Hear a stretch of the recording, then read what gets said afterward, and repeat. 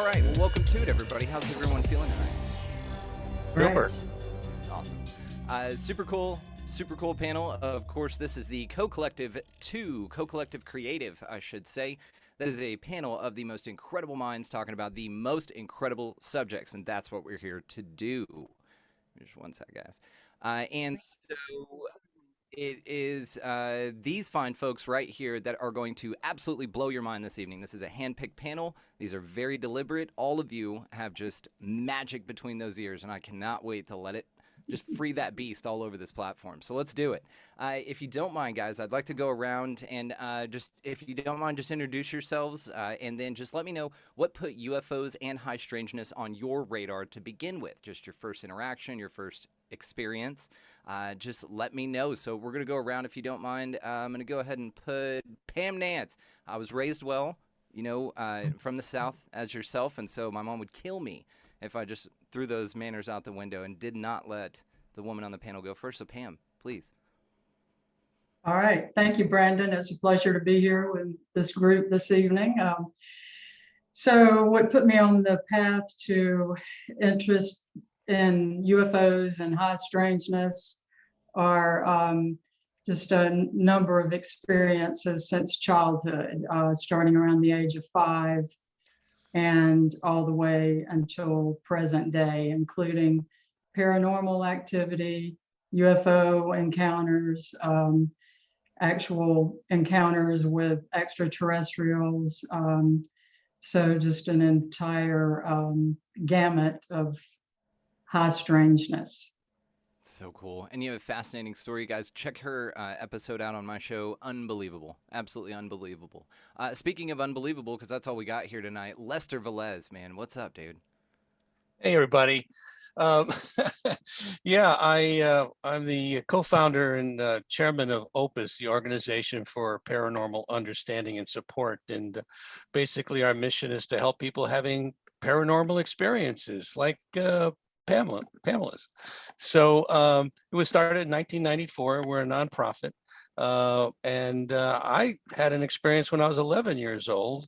Saw this object and it scared the crap out of me, and I ran in the house and tried to get my father to come out, and by the time he did, it was gone. But he said, well, it's probably a beacon of light reflecting off a cloud. But I didn't buy that. Went to the library, started reading books by George Adamski, and and so I really got into it, and it kind of left. And anyway, moved out to California in 1985, and subsequently became an investigator for MUFON. And most of the cases not only were sightings, but they were abductions, people having contact with non-human intelligences. And so that's how eventually Opus came about.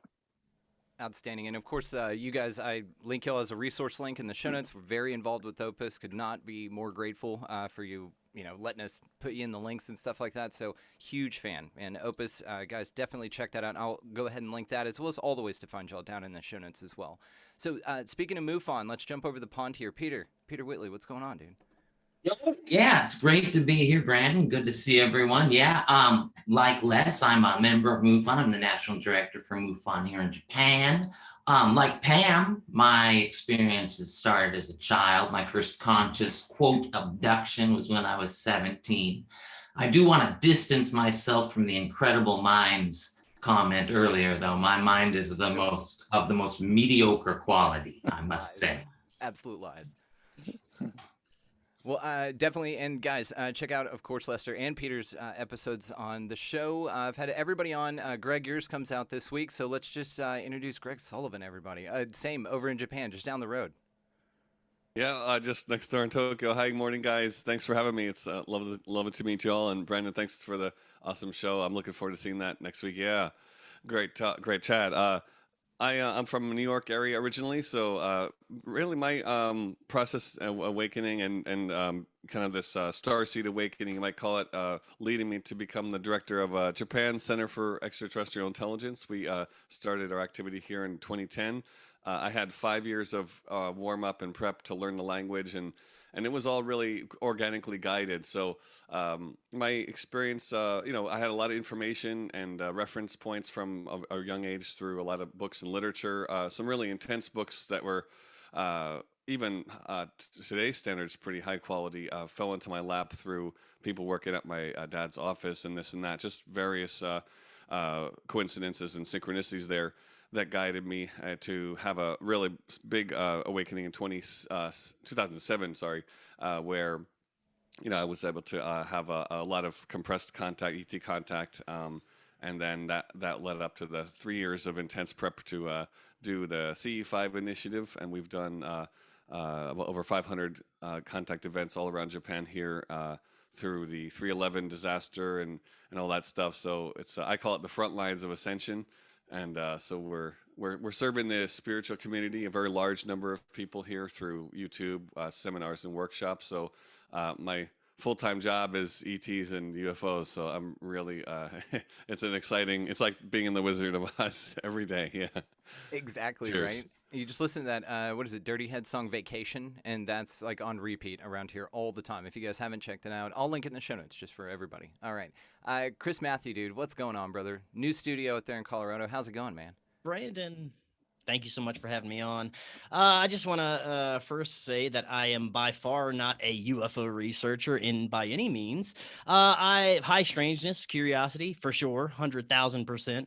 I've been curious about high strangeness since I was a tiny kid.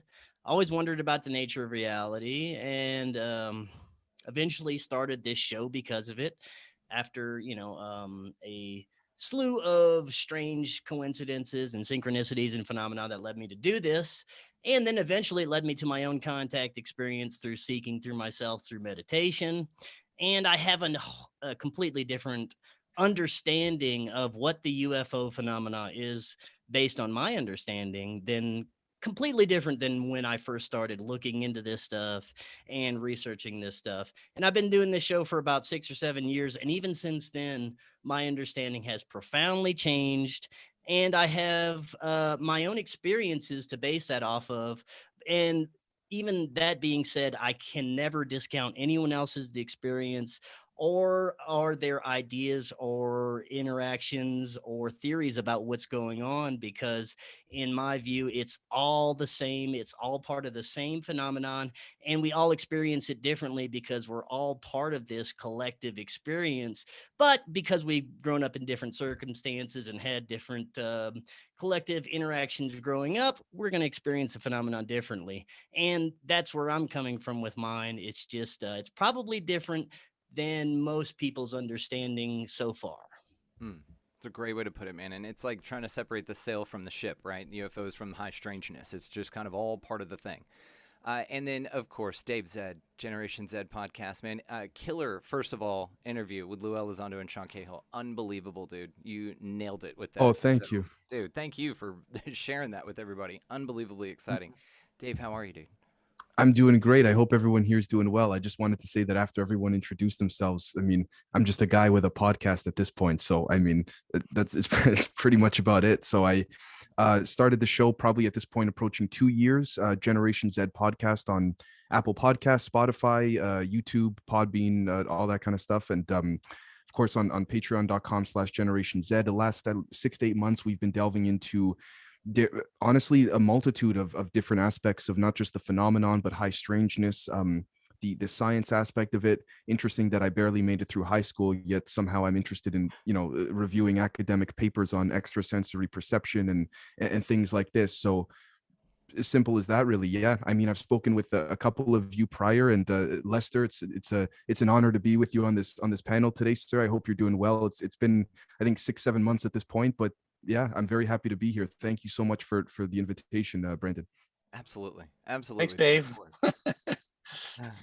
Yeah, and Dave and I are doing a show behind our paywall, so if you guys want to go check that out, check out either Generation Z on Patreon, which will be linked down in the show notes, or expandingrealitypodcast.com, become an expansive insider. And Dave and I are doing a killer series, and it's like a mothership of Generation Reality, and then it's combining the two empires, and then underneath that, we have a bunch of sub things going on as well. So it's one of the coolest collaborations ever. Speaking of kick-ass collaborations, here we are.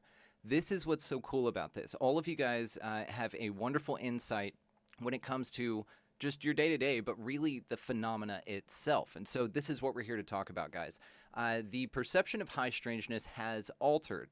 Now, is this true for everyone? Do you guys think that we're meant to come into the phenomenon at a certain level and then it expand? Because some people don't ever leave the nuts and bolts thing, but all of us, everyone sitting here, seems to believe, at least have some insight in that there's something more going on. Is this true for you guys as well, Peter? Absolutely, absolutely. In fact, to address exactly what you said, I think in the past couple of years, I've seen an increasing push in this entire community to touch on the consciousness aspect of it. You know, that we're all linked here. This is a universal consciousness thing. People are at different levels, like you said. I think, you know, some people are at the level where those of us here on the panel are, where we're fully, you know, dipped our toes and feet all the way in. Others are at the level where, you know, they're still on the edge, you know, and they aren't sure what to think. And some of them, we got a lot of skeptics out there too. But, you know, bless all of you for doing what you're doing to get the word out. 100%. And Greg, I know that this has taken a turn for you as well and expanded into more spirituality and consciousness studies. Was this just like a natural progression for you? Do you feel that you were always meant to go in that direction, or do you think this kind of took you by surprise? Yeah, thanks. I really have found that kind of soul contract, soul path. You know, the soul calling element has really been my story, and yeah, I'm appreciative. We've heard so many experiences that have been extremely jolting and life altering in a negative way, but mine was really it referenced my musical career and my you know, love for the Japanese language and things that really turned me on: travel, nature. So everything I kind of had as a hobby, and also of course paranormal. So all those things have combined to become, yeah, my current you know, like researching career here, as Jay said. Yeah, and I also agree with Pete there that you know, and all you guys, that that we've seen that the ramping up and the kind of staircase jump of the consciousness level and the people coming in and out of our events over the years. I think that yeah, the nuts and bolts standard is really kind of almost gone at this point, and it's really easy for people with the internet now to get it's almost like a magnetic, you know, resonance, law of resonance, where you just easily find it's getting easier and easier to find the information that triggers you and brings you up to that next level of consciousness where there's more magic waiting. Yeah, could not agree more, man. That's crazy cool. Now, Chris, what do you think about this, man? I know that it does kind of evolve to this part, but what role do you think consciousness plays in the phenomena? I think it's all consciousness. Based on my experience, you know, I can only speak to that. You know, I think that everybody has truth in their own experience, but based on mine, it's all consciousness. I think it's all us, in a way, being connected to a certain source that is trying to evolve us. In every experience that I've had through meditation, you know, it started out with telling me to get in touch with memories from childhood to address traumas, you know, things like that. It's so personal. And it's like that for everybody who evolves through this experience. I think that everyone evolves is able to somehow get in touch with whatever they need to either fix from their childhood or kind of get in touch with to evolve to the next spiritual level. And that, to me, is the most profound experiences. It seems like for when these entities contacted me, they were trying to get me to not only reach my true potential, but address things in my past that have hurt me. And many people that I've spoken with over the years of doing interviews, the ones that have kind of gained a better lifestyle, that have gained a sense of better spirituality and understanding and evolution of consciousness through these experiences, those that I've spoken to have had these experiences of transformation where the beings were trying to make them better, just their personal selves better. They weren't telling them, oh, this is going to happen in, you know, the Ukraine, or this is going to happen across the world, or these events are going to happen. You got to watch out and you got to warn everybody about it. And love and light and, you know, enlightenment and 5th ascension and all this stuff. You know, for me, it wasn't any of that. It was just me working on my stuff so that I could evolve and I could be the best person that I could be. And it was very profound. I mean, the communication was instantaneous. It was psychic communication.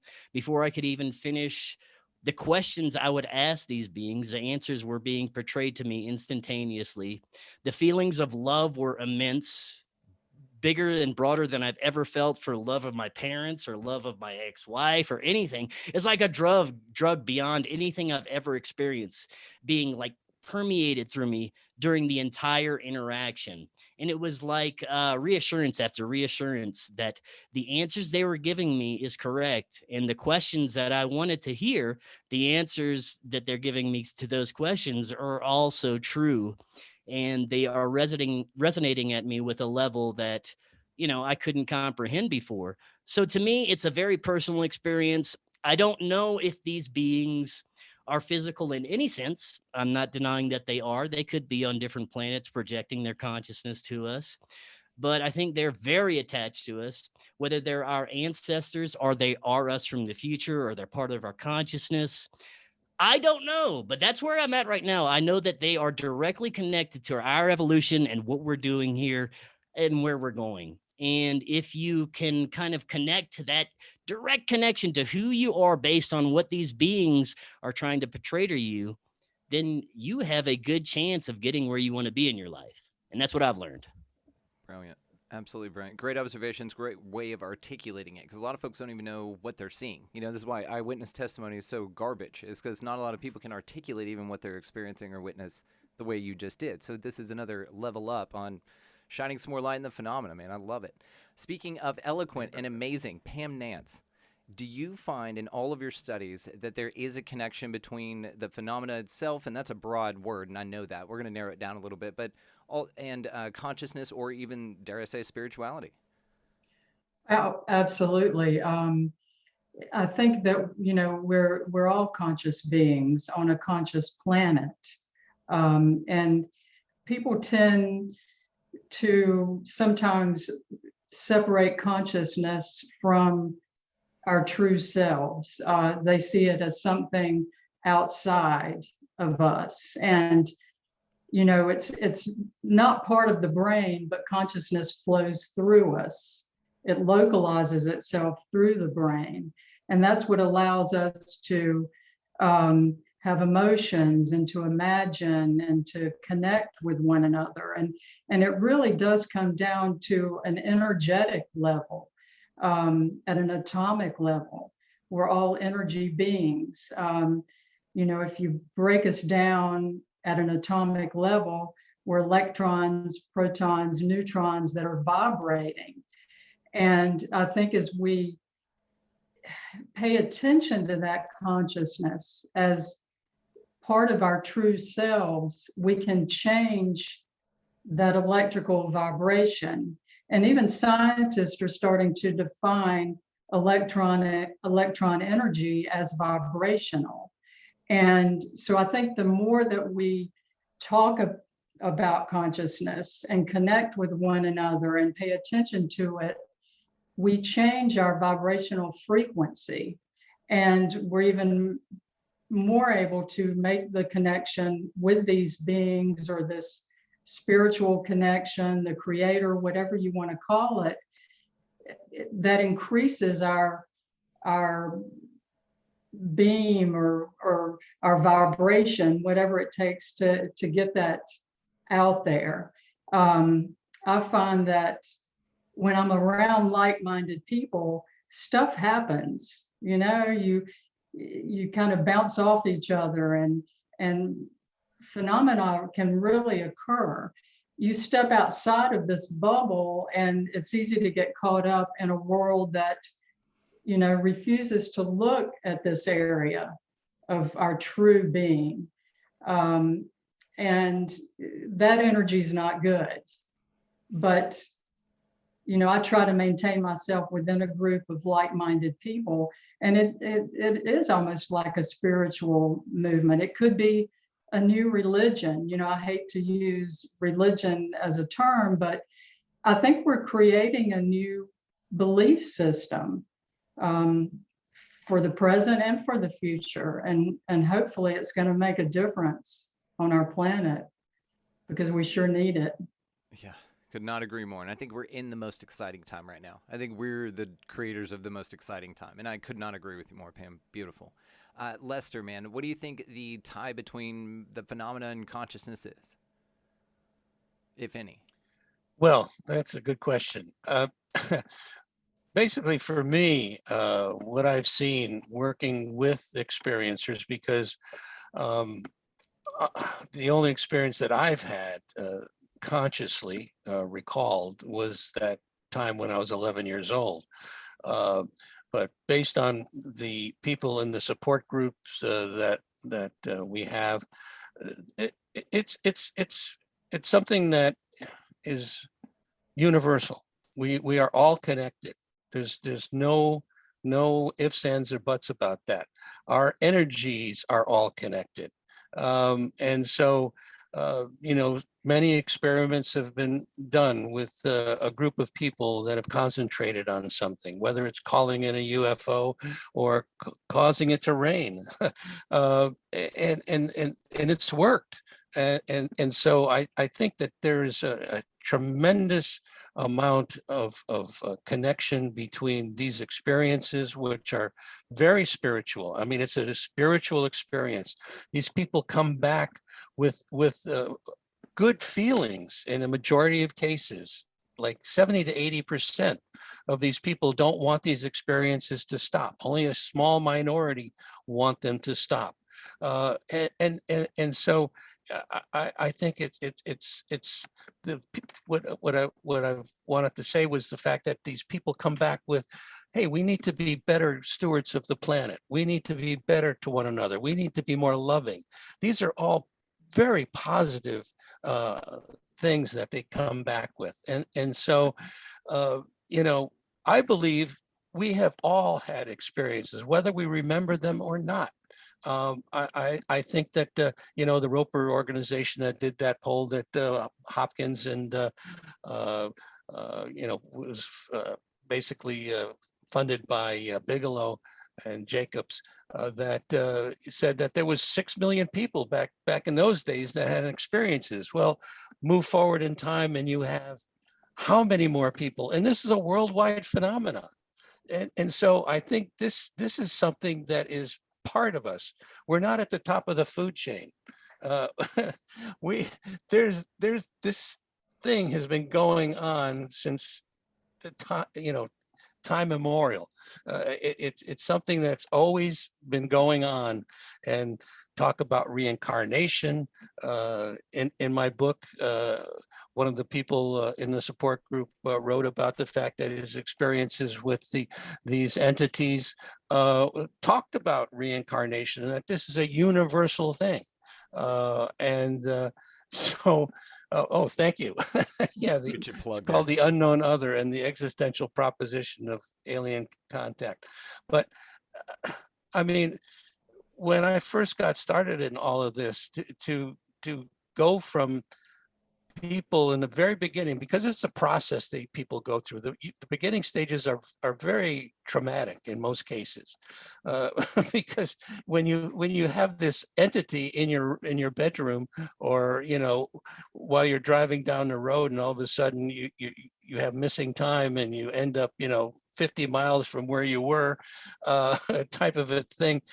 It's traumatic, but over time, most people come to a point where they accept it. And then when it stops, it's almost like the Stockholm syndrome. They don't want, what happened? How come you're not coming for me anymore? Not interacting with me. So, and consciousness is certainly a topic that we've started to really talk about in a big way. But I think as I said earlier, we are all connected because of that energy that we have. That energy does not dissipate when we die. It goes out there, it gets repurposed, and you may come back, who knows, as what, another person, an animal, who knows. It's something that you personally need to feel, to have, to understand things. And so Oh, I get very excited, so excuse me That's awesome. when I start talking about these kind of things, because it is so exciting. It is exciting to try to understand what all this means, and we don't have the answers. We just don't. So we can conjecture a lot, and I think that it's good that all of you here today, you have your feelings, your thoughts about this topic, and it's great. And Pamela, you talk about the fact that maybe we are creating some kind of a religion, if you will. And I don't like to use the word religion either, but Your some belief system. spiritual gathering of minds that one day we're going to wake up because we've reached critical mass, and we're going to all understand the fact that we're not alone, that these types of things are going on in the universe, in our lives, and that we need to be open to it. I mean, being telepathic, being able to heal people, being healed by them. I mean, it's just, there's so many things to talk about in regard to this phenomena. Exactly. That's why we're here. This is so cool. And one of my favorite stories, or one of the stories that's blown my mind forever, is when you were on, Lester, you told me about this time that a young woman, I believe, walked up to you and tapped you on the shoulder and said that she'd seen you before, and you, in your mind, had just met her. Yes. But didn't she say that she saw you naked on a UFO? Yes. Well, it started at a support group meeting where I was facilitating it. And this person in the group said, "I've seen you before." And I said, "Really? Where?" At the UFO conference, a gas station, supermarket. Kinda. And he said, No, I saw you on board the craft." And I said, "Oh, really?" Well, I kind of blew it off at that point. And it was like a year and a half, 2 years later, a totally different person said, "I've seen you before." I said, "Really? UFO conference?" And she says, No. You were sitting on this bench naked on board the craft, and you were freaking out. And they told me to go over to you to calm you down. So at that point, I decided I'm going to go and get regressed and see if I could come up with something. Well, I went to 3 different people and found out nothing in that regard. However, I had multiple past lives, which a lot of them were quite interesting. And someone later said to me, "Well, maybe this person somehow connected with a past life that you had where you were abducted." So who knows? Yeah, or blow your mind even more that you, a version of you in a past life, was on a UFO in this life, and that person in this life, this time now, was on the UFO with a past version of you. And somehow UFOs can transfer time, and there's no issue there, and it's not like a linear thing like we're taught. Maybe that was what it was, and that's why you don't have any recollection of it. Yeah. It's wild, man. Just a wild story. I mean, could you imagine that? You just like get abducted and you're just like looking around. And first time to be here. I'm very happy, guys. Big fan. Oh, is that Lester? What's up, dude? Yeah, we're just hanging out. But Dave. Again, guys, check out that series for sure, and just check out Dave's show, and of course Chris's show. Everybody on this panel is just awesome, and I love you all. So that being said, Dave, you and I talk, man, a lot about the connection between the phenomena, fractals, toroidal field. I mean, what the structure of this place is. What do you think the questions that we should be asking next when it pertains to the phenomena? I'm of the humble opinion that there isn't a connection. They both are equally the same, pertaining to a couple different things. 0 point energy, things like, for example, using EEG, EKG, machines and all of this to surveil the formation of intent within physics. The concept of 5, I think it's 5 spins inward, 7 outward, if I'm not mistaken. And I'm not pretending to be a physicist or anything like this, but there clearly is something pertaining to, again, voiding certain denser metrics. And what I mean by this is, for example, we see whether it's craft or which seem to be nuts and bolts metallic craft, or paranormal beings, as we call them, or ghosts, or whatever you want to refer to them as. I think that when we see them go through things like rocks, walls, if you will, I think they're not particularly going through them per se, but rather they're voiding a denser metric in the space-time continuum, which is what refers to, again, the space between space. But I also think that there's there's a direct correlation between the concept of within consciousness and subconsciousness of collapsing the wave, something in the brain with the microtubules that seem to directly correlate with what we call poltergeist activity. But I think zooming out on the macro big picture, I think there's also been a deliberate limitation from the derivation of the Latin language to sort of limit what we can and cannot describe. So for example, I've had one of many experiences recently. And again, after this particular experience, I hated to use the word astral personally, because it was so much more than that, right? Except there was no other way, or at least a limited amount of ways in which I could describe to my friends and what have you, what I experienced. But to literally add to everyone's point here, I think the correlation is not even a correlation. I think it's one and the same. And there's been a, whether for better or worse, a psychological stigmatic, I don't want to use the word operation, but campaign disseminated over the masses over time. And I think that we are a species that it's been hit on the head with amnesia more than once, honestly. But I do believe that there's an extrasensory perception, a very key, actually, well, I mean, I'm looking at academic papers from 1995 that discuss, and I'm not saying, to be clear, that academic papers are the end all be all, but I'm noticing again, altering the 12-strand DNA double helix using intent and being able to measure this with EEG machines. So again, the focus of intent, it seems that remote viewers claim, and even people when they're dreaming, they disappear into a vortex spiral, but they make it very clear in stating it was not a dream. And I believe that because it speaks to, one knows when they're in a dream compared to when they're not.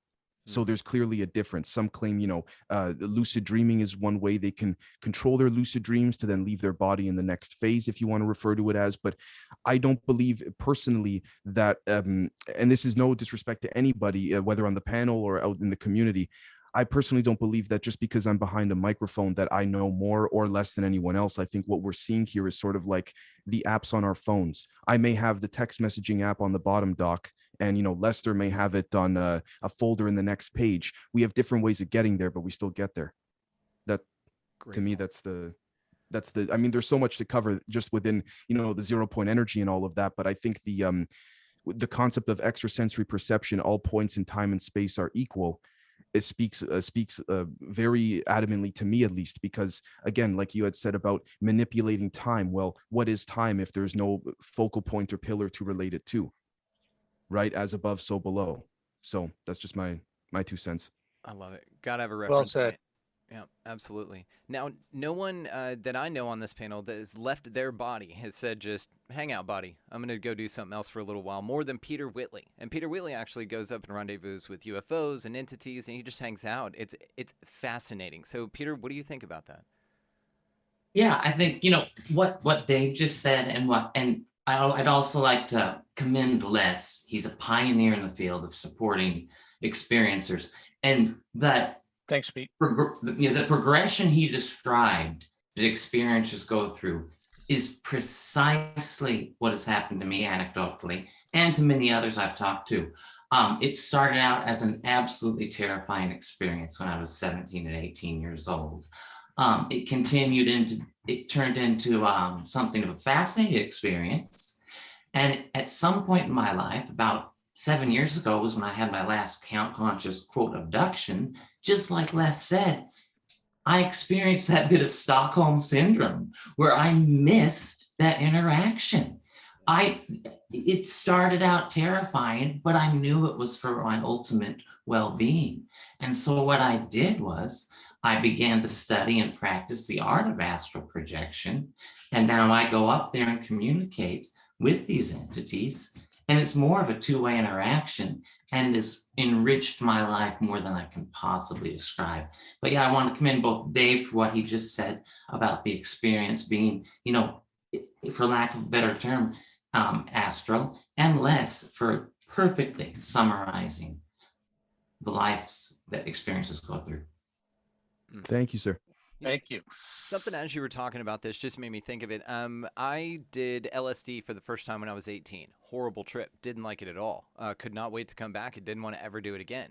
Subsequent trips after that have all been fantastic. And even if they go astray a little bit, I guess let's say emotionally, then I'm always able to tell myself, "Hey, dude, you're tripping. You know, you're just in this state. It'll all be over soon." You know, it's kind of like a lucid dream. You remind yourself, right?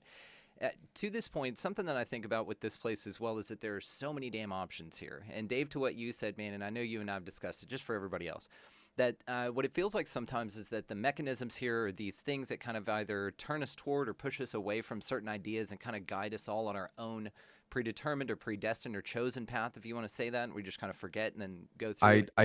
I have to respectfully source Jacques Vallée. I can't claim credit for that. Mr. Vallée is like an idol of mine. So yeah, but It's yes, fair, yeah. and of course that makes sense. You're so sweet, Dave. So thank you for the clarification. But what it feels like is everybody kind of has a tailored experience here, and this is why this idea of consensus reality, like we're all experiencing the same thing in the same place, we all see red the same way, all that kind of stuff, kind of goes out the window when you really start looking at this, and even applying some of the concepts that Pam was talking about. The thing that fascinates me about that concept, Pam, side note, electrons they can't pin down. It's just a cloud of possibilities. They're like, where's the electron? They're like, it's in there somewhere. And they can't ever say where it is. It's just yes and no. It's the Schrodinger's cat thing, just on a micro scale in all of us all the time. So if you just take these small concepts like that and scale them up and even apply them to some of the things we're talking about here, I have psychedelic experience that mimic what Peter was just talking about. Greg has different experiences with what he does. Bo, same thing. Now, maybe, and this is my next question for you guys, this is how it seems that there's such a variety of things going on here, and especially we'll just say about the phenomena itself, that it seems to be, again, tailored. It's to you for what you want, and then we all kind of come together and just tell each other what we experience, kind of like coming back from a psychedelic experience. We're not going to have the same one. We're going to have a lot of trouble putting it in our dumb mouths because our words don't do it right. Dave, to what you said about the Latin perturbance, and I agree with that. So that's my question, guys, is do you feel that that's something relevant? And if so, how do you feel that that expresses itself in your experience? Greg? Oh yeah, excellent question. I think that kind of process, what we've found, especially with looking at it from people who've had AT or off-world past lives, you know, they're reincarnating with a specific mission or soul plan. A lot of very specific people they have to meet or want to meet. And actually coming into the idea of like a soul group. So my good friends and circle of kind of high school friends were really closer than my actual family at a lot of times. So and I know that we were a starseed son of like a soul group, you know, from the same kind of incarnated pool. We came in the same time. Also, when I meet people born in the same year. Or in the same year or two range, you know, we there's sort of like a affinity that you can't really describe. Yeah, I agree with that tailored experience. And we're the ones who are programming. We're the ones who have programmed it. Really, it's like a plane traveling from Dallas Fort Worth to JFK, and there's certain waypoints. You're on autopilot for most of the trip.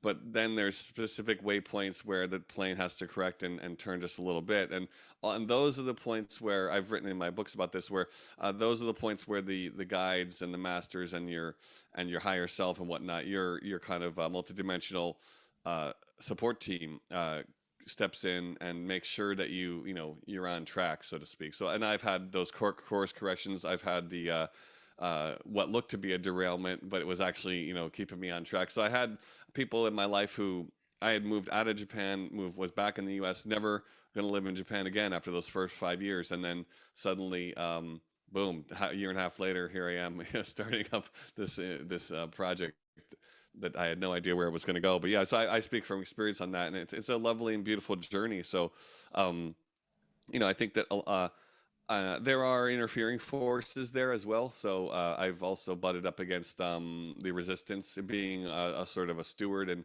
I think I had the T-shirt that said sort of going to be spiritual leader in 10 years, perhaps. I don't know, who knows, but I definitely now know that there was other influences that were working against working against the grain as well. So yeah, it's a really, really deep a story there. Yeah. And I think people around the world, just knowing that they're not alone. That's what in our community to provide the another kind of support network like Opus there, and MUFON, Peter's project, it's people have the place they're going to just they'll find the kind of support they need.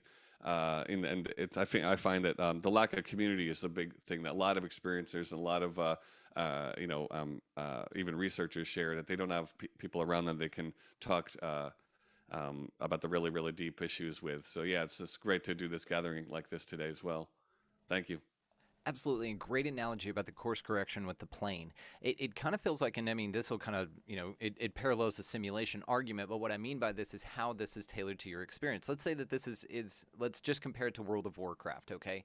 You get to pick your character, you get to pick your storyline, and you get to zoom into a world that you interact with, and you control this thing, right?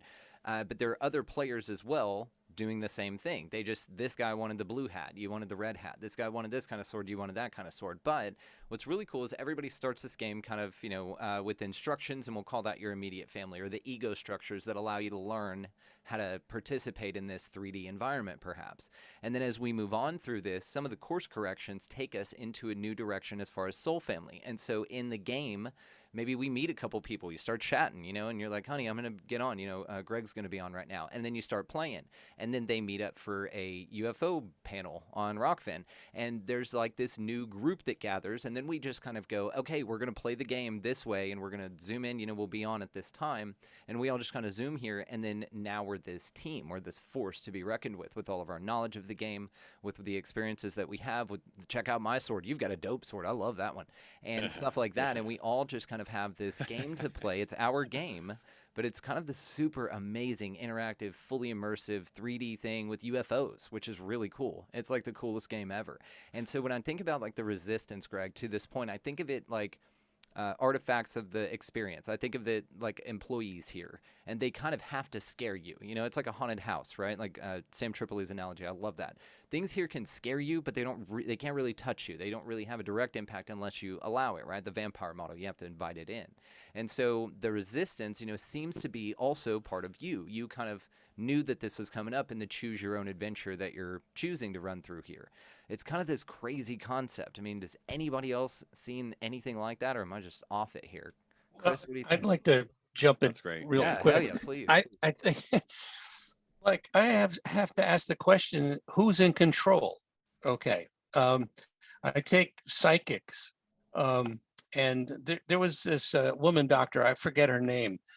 She was on a kayaking trip down in South America, went over a falls, got trapped under the falls for over 30 minutes. Okay. Most of us would have been dead, right? And she sees these loving entities, so warm and loving. She just wanted to go with them. And they said, no, you can't go.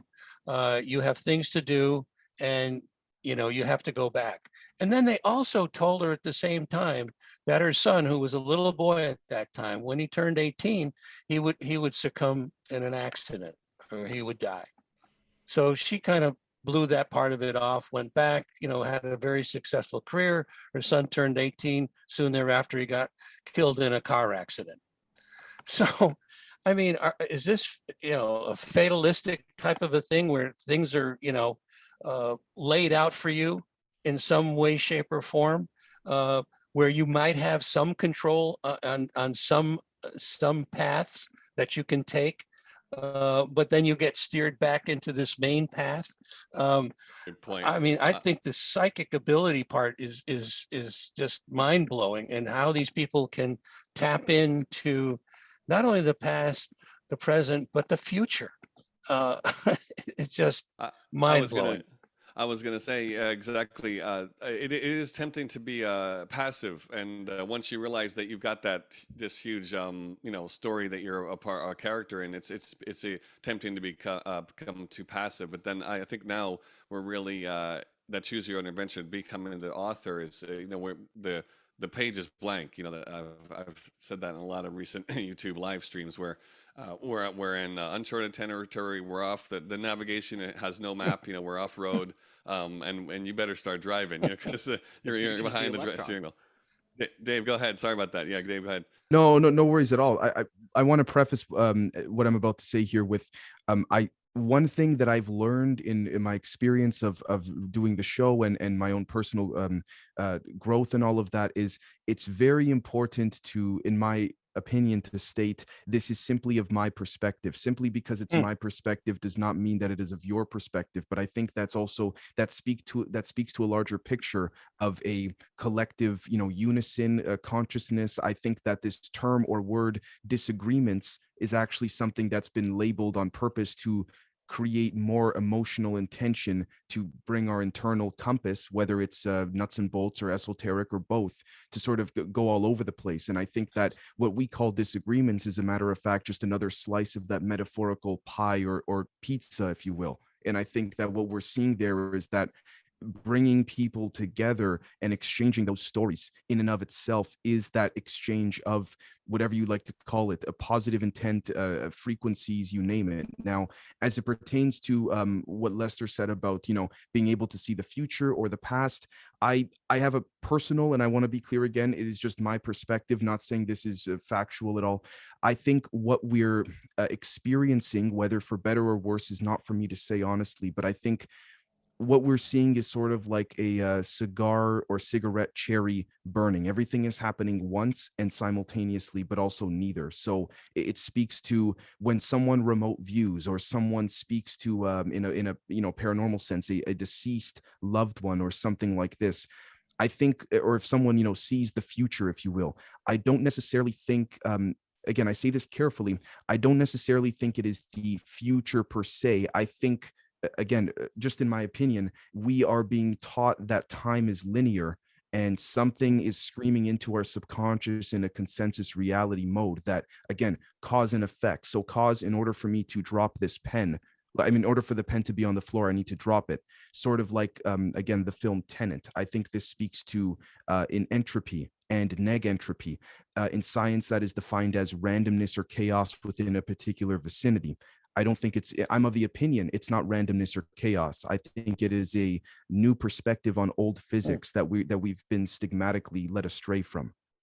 So I think when someone say remote views the quote unquote future, I'm of the opinion it is not the future per se, because there is no future or past, only now. I think what they're seeing is something that a potential outcome derived from free will that could happen, that already has happened negentropically. I sorry for using these kind of terms and stuff, but I think that's the gist of it. Now, with respects to free will and all of this, I think, I will be totally honest in saying I have a confirmation bias, in the sense that I want free will to exist, but I also think that there are a handful of outcomes that are sort of set and fixed, but they can also be readjusted. But I think I've been recently following along the lines of a physicist from the University of Geneva in Switzerland, Nicholas Gissen, the concept of thick time.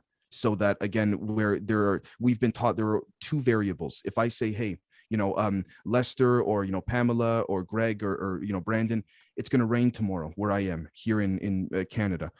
It's either I'm going to be right or wrong. But then it's possible there's a third variable, which is an undeterminate variable, neither or, because it hasn't happened yet, but it also has. I know I don't mean to get confusing, but that is simply my perspective and a path that I'm following. Now, if this is a path I follow that ends up being incorrect, I think that this is where ego comes into play. We have to be able to say, no matter how many hours I've dumped into this research, I must admit when I'm wrong, and not just try to force things to jam together. But at the same time, I've yet to be honest, this path, just to quickly wrap this up, has led me in the correspondence of science and what we call quote unquote magic are one and the same, but also separate simultaneously. So badass. No, that's great, Dave. It's very good. It's Very like good. until what Lester said and to what everybody said just now. It's kind of like when Neo goes and sees the Oracle and she in the Matrix, and she says, "Don't worry about the vase," and he turns around, and because he turns around, he bumps the vase and breaks it. Now, and she even states, "Now, would you have even broken it if I wouldn't have said anything?" I think that another thing that if we look at this kind of time as linear type of a deal, and that we chose this to what, Greg, I'm in alignment. It's one of my favorite things to think about. Like, this is kind of just your choose your own adventure. And then they just kind of boop, and then, take a magic wand and zap your memory of doing any of that or choosing any of that stuff.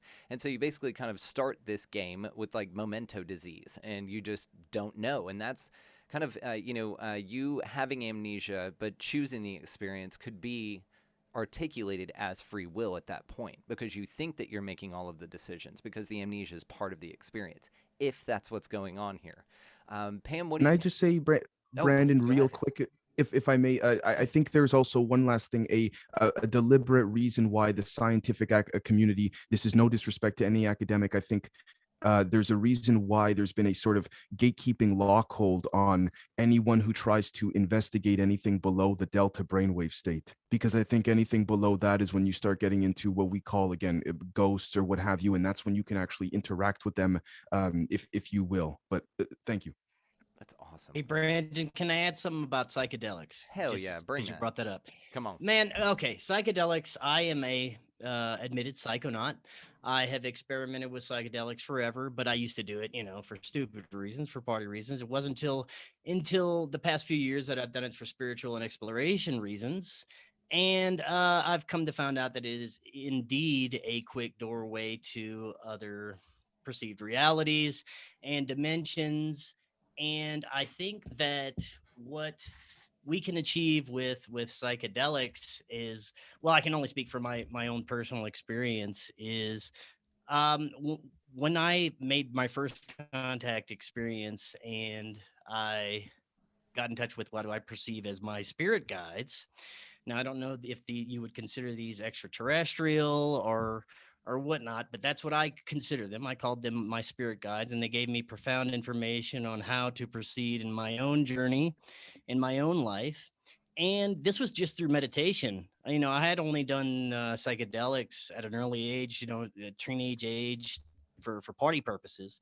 I didn't know that we could achieve such profound things through psychedelics and open these doors. And I think, like you said, if this is some kind of grand game or something, that psychedelics is like a cheat code. We can just, grab one of these plant medicines, and just kind of get a little bit of an advancement over, maybe some people who have not. But it's through different methods. You can gain it through psychedelics, you can gain it through meditations. There's plenty of different methods, not just through plant medicines, I believe, to gain this enlightenment and achievement. But for me, after I had my first contact experience, the entities that I contacted through meditation advised me that psychedelics are a cheat code. They are a quick pathway to get in touch with these guys. And I learned very quickly through my own growing of psilocybin and certain psychedelics that I could very quickly gain access to different realms and different entities. And not only would I consider to be my spirit guides or angelic entities, but I gained access to different types of intellectual entities that I had no understanding of. They had no understanding of me. Different types of entities that gave me knowledge, profound cosmic knowledge I could never understand through these psychedelic experiences, angelic entities, different, all the gamut. And I understand that this is like, like you said, like a cheat code to reality. And through my last profound experience that I've had, I had no belief in things of, well, I considered reptilians to be a thing.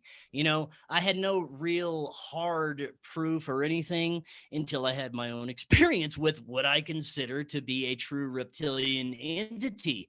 And you can think hallucinations from from psychedelics are just that, a hallucination.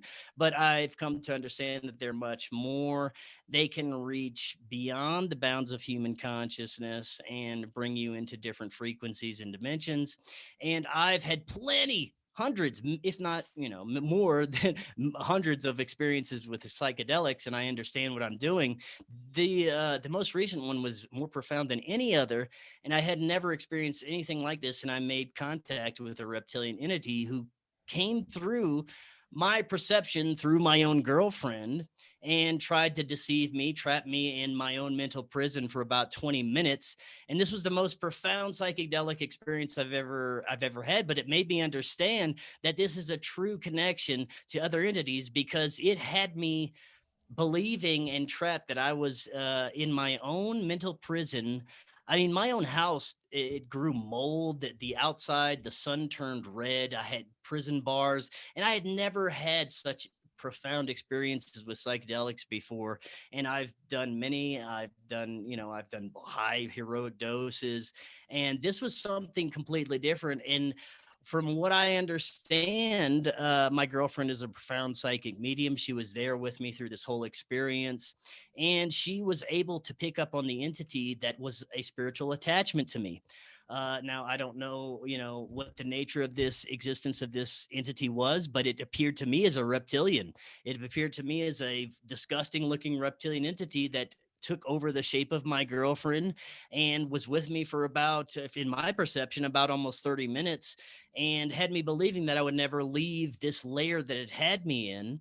And this was the most profound experience of my life. And I know that this was not just psychedelics, because not only of my own perception of psychedelics and experiences, but my girlfriend is a very experienced psychic medium. She's been doing this for over 20 years. She's been releasing entities from people for a long time, and she latched on to this reptilian entity that was attached to me. And she was pizza last night. yeah, there you go. She was managed to expel it through her own kind of consciousness portal.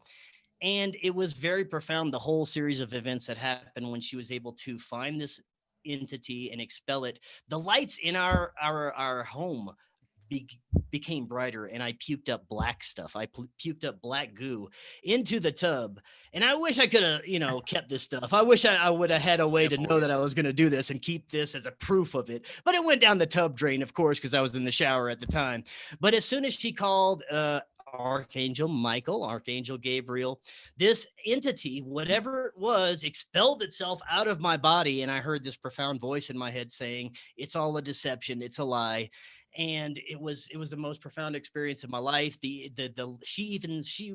was not under the influence of the same things as I was. She saw the lights in our whole house brighten as she expelled this entity into whatever ether it was, into whatever portal it was.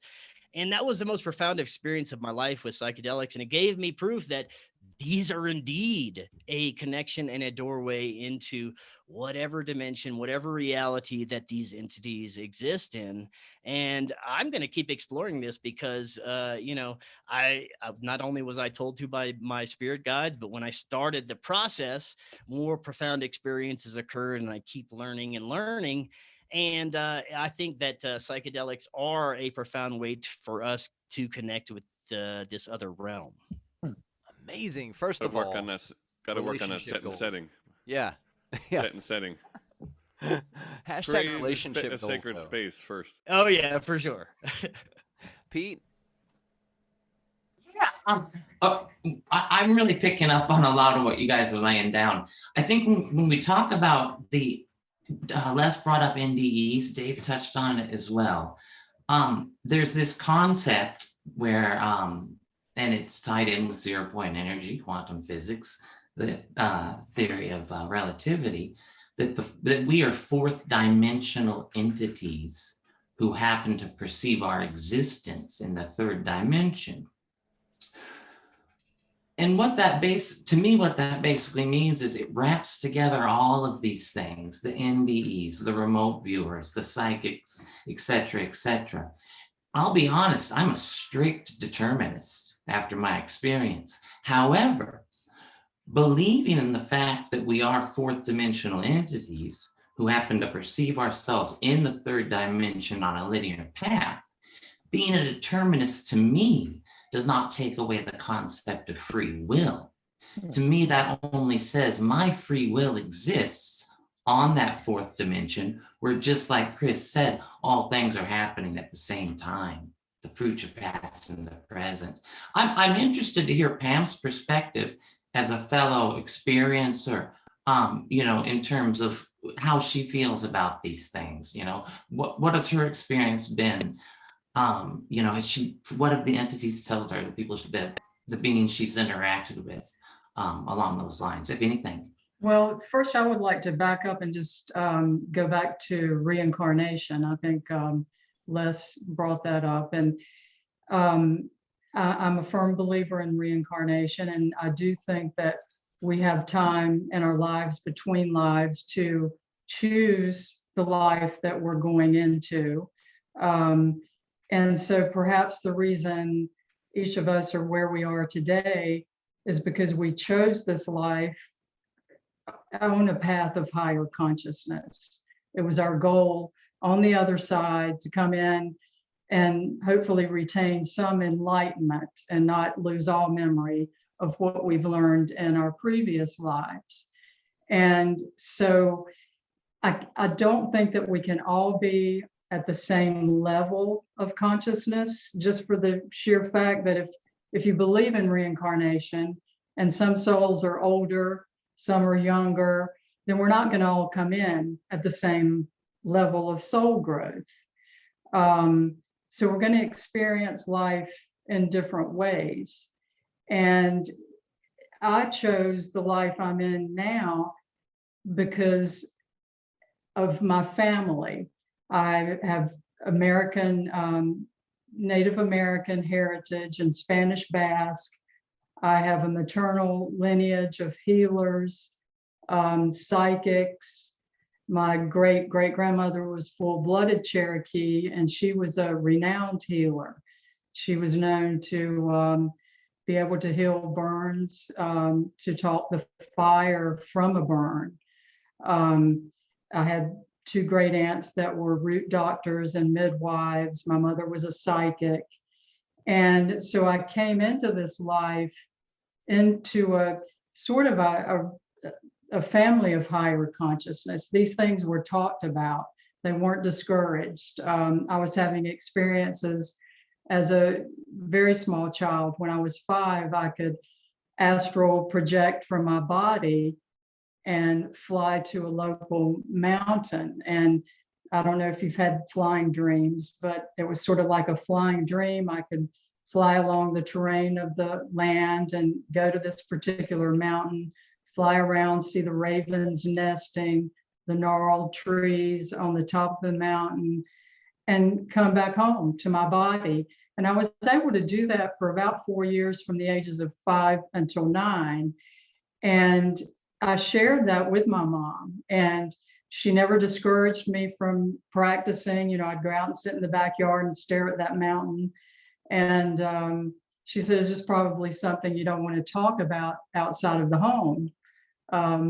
But she never discouraged me or doubted that I could do that. And just having that openness within the home and sharing psychic dreams,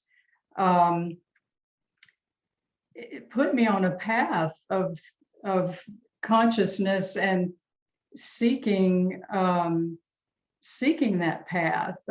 You know, I recognized the turn in the road that I should take. I never seemed to take the turn away from seeking that consciousness. And it led me to a group of peers in my teen years, as I can't remember who said, maybe Greg said that, you know, we come in with a group of like-minded peers. And I had a very close group of friends that, you know, we were all sort of consciously connected. And it was in the 70s. And so I'll get into the psychedelic thing. Of course, you know, psychedelics were very popular in the 70s, a lot of LSD, mushrooms, DMT, whatever we could get our hands on, psilocybin, you know, we were doing it. And it was to see this ability to, you know, leave this realm and communicate with other beings and telepathically with each other. I mean, we could sit in a room and not open our mouths and carry on conversations. And so that, you know, just led me into further exploration of, you know, what does all of this mean? And then I had an out-of-body experience as a 16-year-old and a near-death experience when I was in my early 30s. I've seen like crafts since I was a kid. I had 2 beings, humanoid beings, come to me in my bedroom when I was 10 years old. They took me on board a craft and corrected my karma for a past life. And I was raised in a sort of an area of Southern Baptist in the western part of North Carolina. And these beings took me on board the craft because I had beheaded a sacred white elephant in a past life, like 5,000 years ago. And I'd carried that karma with me throughout my lifetimes. And they were there to correct that karma. Well, I can tell you, as a 10-year-old kid in the Southern Baptist community, I knew nothing about the Hindu religion or sacred white elephants, but they made it very clear to me that I'd committed this horrible deed. And they corrected it. They did some work around my head as I lay on a table. They brought me back to my room. And within a couple of days, my entire head was covered with a rash, like I'd been exposed to something. And, as an adult, I, think that possibly I was exposed to something on board the craft that had something to do with the procedure. But that experience led me to, of course, study reincarnation. And so I'm a past life regressionist trained in the Michael Newton method of lives between lives. And so I've been regressed and to lives on other planets, and just probably every year of my life, I've had some type of encounter or visitation, numerous events of seeing the huge silent black triangular craft over my home, and having a 2-hour missing time event in the Cape Fear River Valley in 2015 that I do have evidence from, recorded and photographic and video. And that was subsequently investigated and by MUFON and registered as a CE4 of an unknown origin. Kathleen Martin actually reviewed the video, did a frame-by-frame analysis, and pulled still photos of a couple of off-planet aliens, is the best way to describe them. So, I've had some pretty phenomenal experiences in my life, and it's shaped me into who I am today. I became an anthropologist and archaeologist just because I wanted to learn more about the past. And so I do believe that throughout the history of our planet, we've been visited. It's obvious in our artistic record, and the monuments that we've built. You can't expect people coming out of the Neolithic to build things like Göbekli Tepe or Mohenjo-Daro. There are too many places on our planet that you just can't explain through the work of human hands. So we've been intervened on this planet for thousands of years. And, it's a very interesting history, when you start looking back. And we have much more to be uncovered. And I think, some of the mainstream scientists are finally coming on board and admitting that, there's something that's not connecting here with what we've been told we could do in those periods of time, and what's obviously was beyond our capability. Pam, thank you. That was very interesting. I didn't know about your background. That's really quite phenomenal.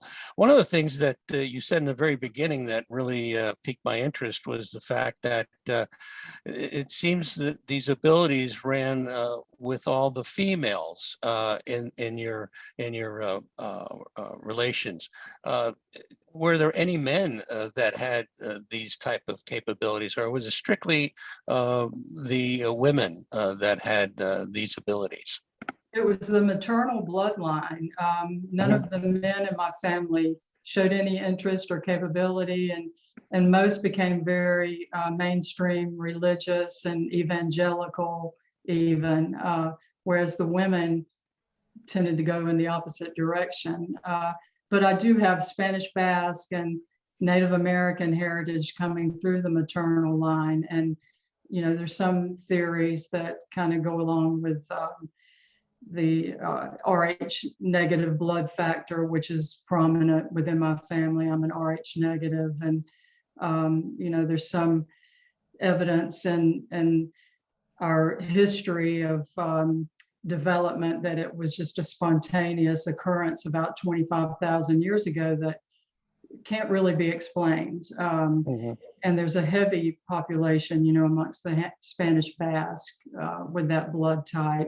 Right. And so I think just having that culmination, and the place I grew up, the main part of the house is an 1850s log cabin.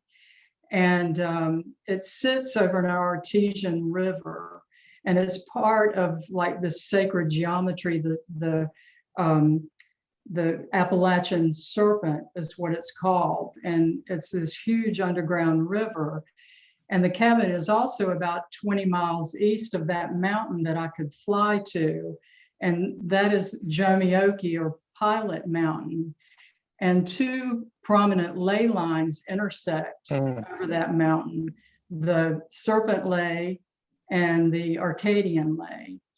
And the Serpent comes down from around Mount Shasta, across Serpent Mound in Ohio, across Pilot Mountain and out to the Bermuda Triangle. And the Arcadian Ley comes up from Mexico through Mexico City into North America, across Pilot Mountain and over to Stonehenge. And so the intersection of these two ley lines and the proximity of my home, and the fact that I was drawn to that mountain as a kid, and all of this crazy stuff happened at my house, paranormal, UFO. I mean, myself and my entire family saw a silver disc in 1967 sitting over a stand of southern pines across the road from our house. And these, you know, these beings that came to me when I was 10 were also at that missing time event in 2015. There were actually 4 beings on board the craft. And I'm going to present all of that. Les, I don't know if you're going to be at the Experiencer resource meeting in June, but I've been invited to present to that group. But that was a pretty neat experience. I had an overlap in time. That I want to say, Pam, I'm sorry to interrupt you, but I just want to say, Pam, that your story, your upbringing, with the cultural heritage and being in a household in which you could openly talk about these things is incredibly inspiring. Like, as a parent, it's great to know that it is possible to raise children in an environment like that, despite all the chaos and madness around us, that it's still possible to nurture this openness to the phenomenon, and all of that, which is, you know, your life story, how your family, how that propped you up to become where you are today, is just an incredibly inspirational tale, and all credit due to both you and your family. I mean, what a remarkable experience that must have been. Yeah, I really was lucky to have my mom, because, you know, it was a difficult time. We're talking about, you know, the 1960s, and people just didn't talk about these things. And, you know, yeah, that we weren't that far away from, being burned at the stake, particularly in the South. Hmm. But she was brave, and I was very fortunate. Hey guys, Are you- I want to open up just a quick something to everyone because I can't stick around for too much longer. But I just want to put this out there for everybody.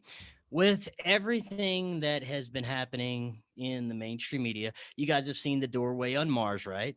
Everybody's Oh seen yeah, the that's doorway on super Mars. cool. Okay. Hmm. Okay. So, not counting that, but everything else we've seen in the past couple of years with UFOs, combined with every deception we've seen coming from the mainstream media and our government, do we really think, I mean, what do we think is the catalyst for this?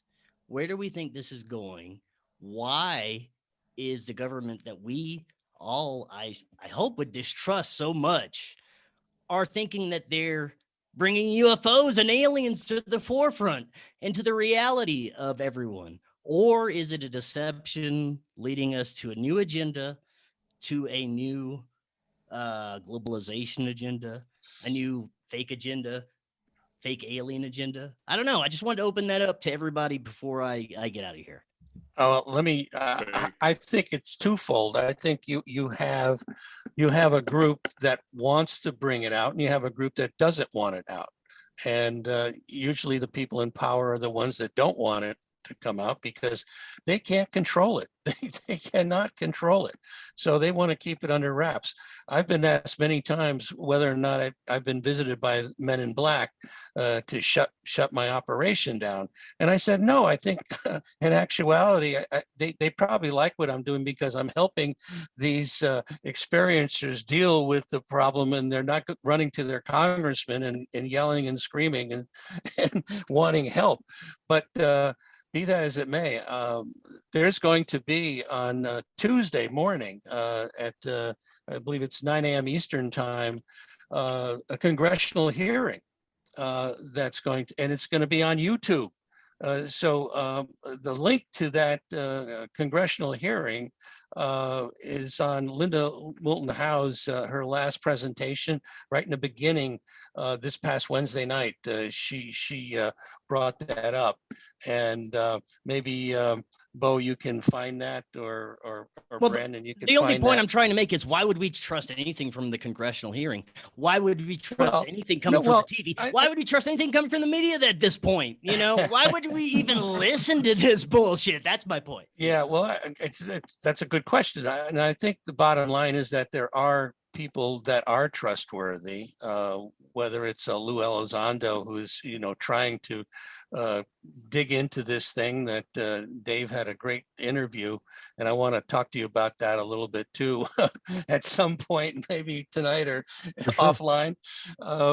But yeah, I think that it really depends on who's saying what.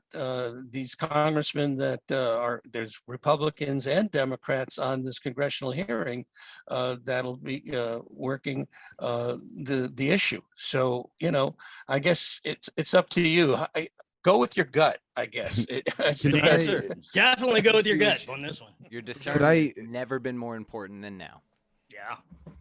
Yeah, awesome. I wanted to add to what Lester was saying. I think it's again, just my perspective does not mean I'm correct whatsoever. I think it's a multi-pronged apparatus. And what I mean by that is essentially, I think what you have is first and foremost, looking at the big picture, I think whether this, very good point, forbidden knowledge, by the way, I think there's whether it's going to be a staged dissemination to justify some, militarization of space or something like this, regardless of that, before I delve into that, I think humans aren't running the show. And I think that there's been I don't want to use this word, but I think there's been a sort of deadline, if you will. And I say this because if we look, for example, at the, without jumping all over the place too much, we see within ancient human cultures, there's the Zodiac Wheel that seems to signify the cycles of the planets and the orbits that, tell cultures, that have told cultures rather, when to crop, when to plant, when, quote unquote hell would come. And I think that I'm of the humble perspective that hell may have actually been cold and all this because no sunlight, no food to plant and all this. I could be wrong. I think world governments understand collectively that every time this zodiac cycle astrologically tends to go through its, like a clock, tends to go through its completion stage, the Earth potentially flushes itself out, which could explain the temperatures within Antarctica and all of this. And, I'm not claiming, plasma apocalypse theory or electric universe theory. I personally, I still don't know. However, pertaining to, like you said, to zoom in a little more, I think it's possible we may have been given a deadline per se. Now, with that being said, to Lester's point, I think you have factions and elements within various agencies, civilian and military agencies, that you have certain factions that are saying over my dead body.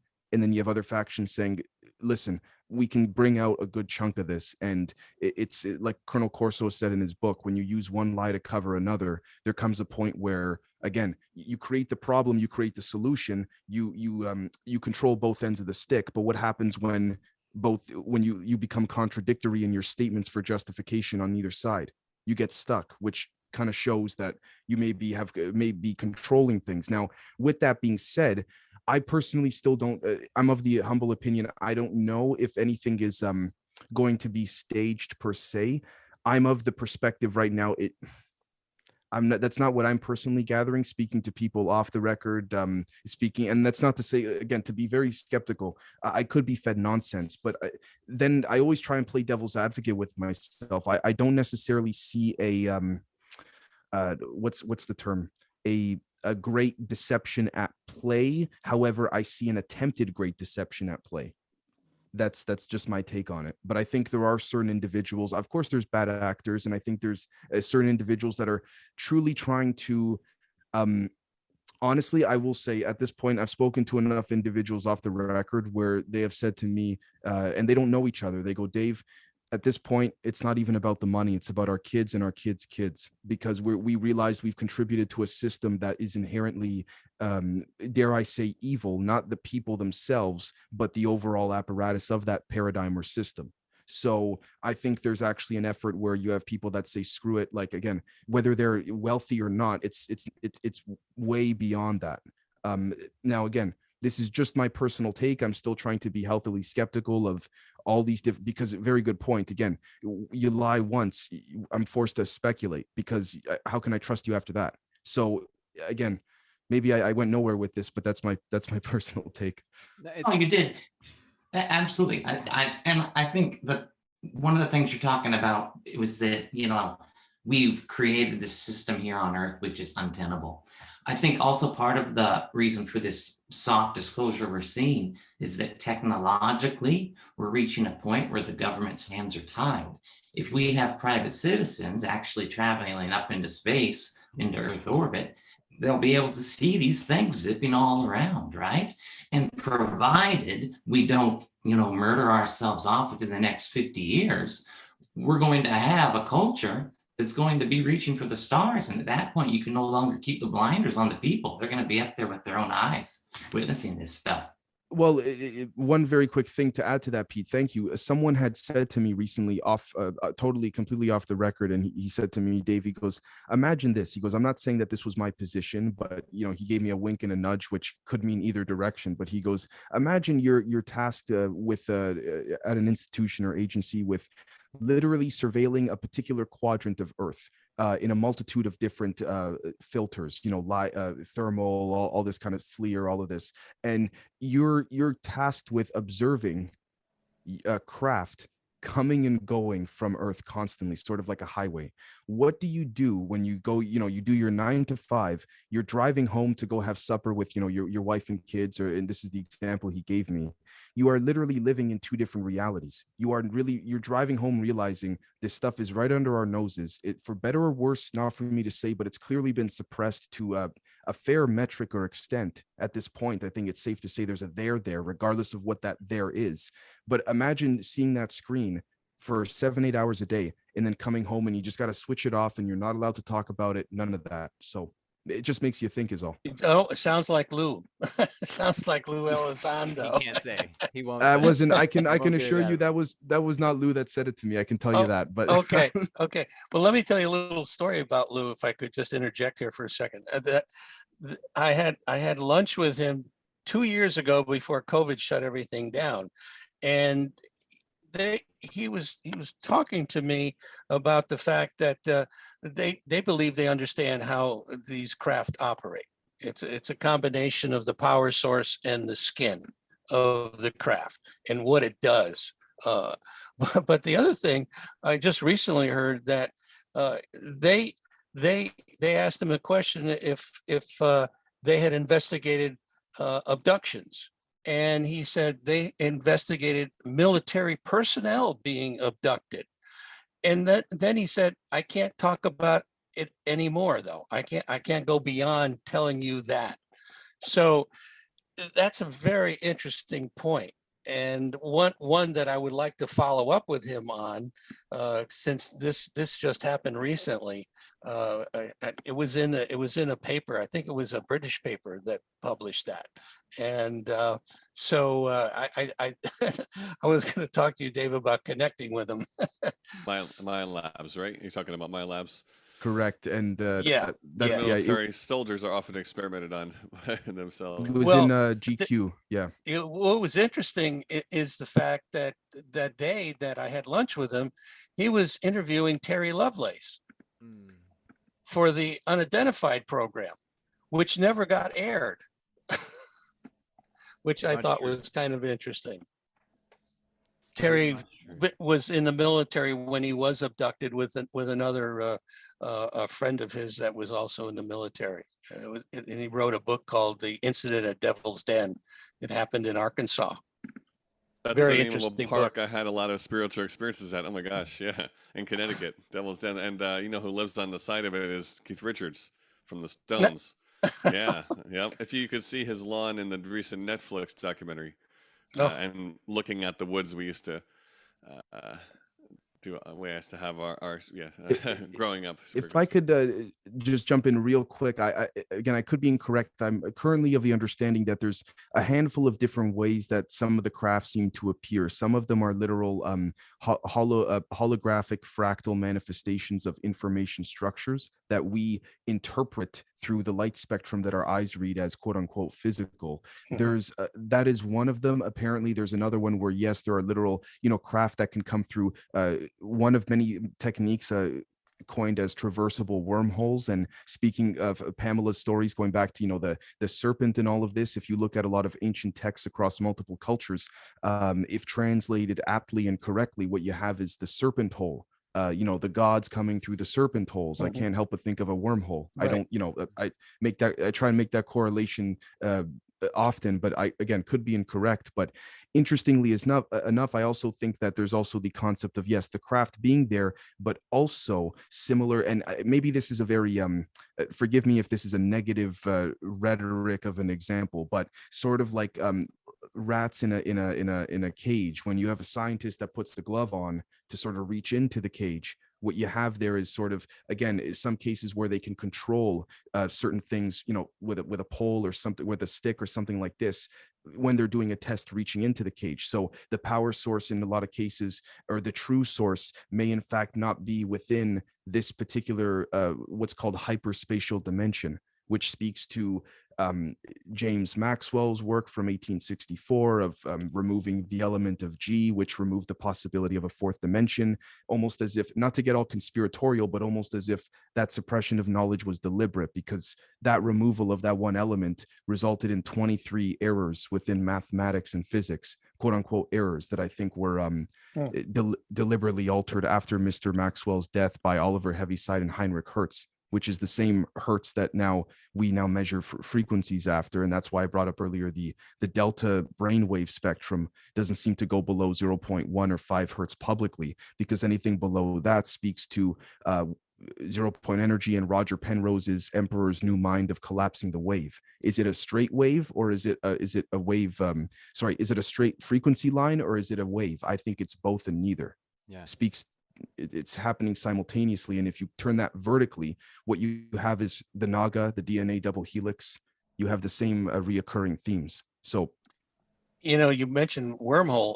I don't know if anybody's seen that new film by Carolyn Corey called Terror in the Sky, where the UAPX group actually filmed this